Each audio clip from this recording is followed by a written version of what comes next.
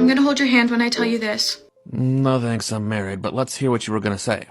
But if you're Christian and if you were born before the 16th century, by default you would be Catholic.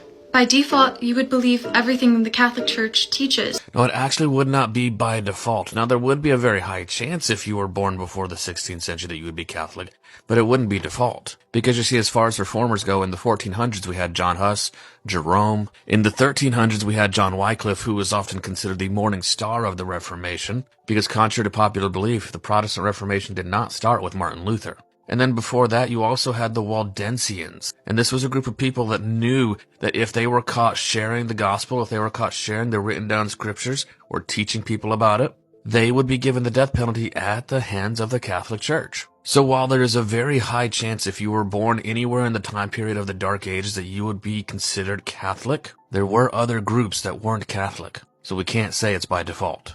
Catholicism is not a Christian denomination because Catholicism is the one true church Jesus Christ founded, and we can see that in history that all the Christians were Catholic until the Reformation. True, I would not consider Catholicism to be a Christian denomination. Catholicism is much closer to paganism than it is to anything else. Now you say that Catholicism was founded by Jesus and history shows that, but history actually shows the opposite. See, it's the belief of Catholicism that Jesus died and rose again in the year 33 AD. That's when they believe Catholicism was founded. However, history in the 490-year prophecy of Daniel 9 shows us that Jesus was actually baptized in the year 27 AD, crucified in the year 31 AD. And so while Catholics believe that Jesus founded their church, history and prophecy show he did not.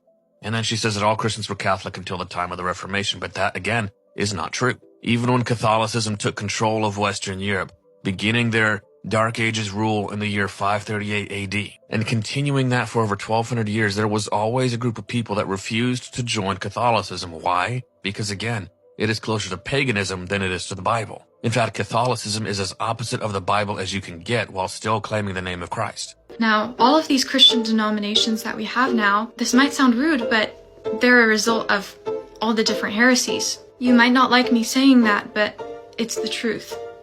Now see, the way that the Protestant Reformation worked was God would begin moving on the heart of someone. John Wycliffe, Jerome, John Huss, Martin Luther, John Calvin.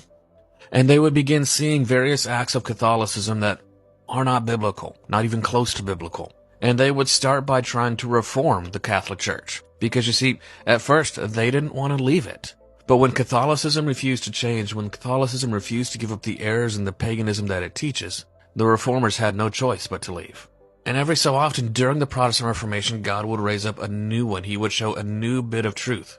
Because you see, Daniel 8 prophesied that the papacy would squash down all the various truths of the Bible. And so over the period of several hundred years, God would raise up a new reformer to restore some bit of Bible truth. This included things like justification by faith, studying the Word of God for yourself, rejecting the Catholic priesthood in favor of the intercession, the mediation of Jesus. And throughout the Protestant Reformation, God continued to unfold truth.